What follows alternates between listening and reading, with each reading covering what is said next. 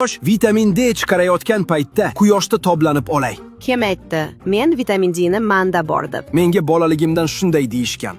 Aslida unday emasmi?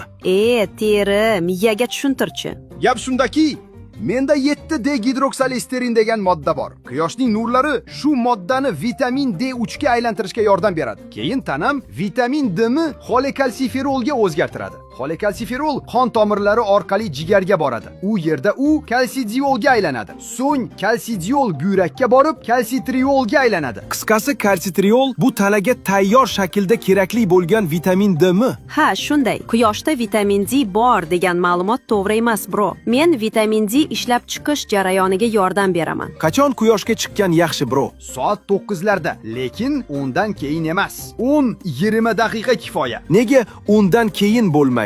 Chunki ultraviolet nurlari juda kuchli bo'ladi. Terini shikastlashi mumkin. Tushundingmi?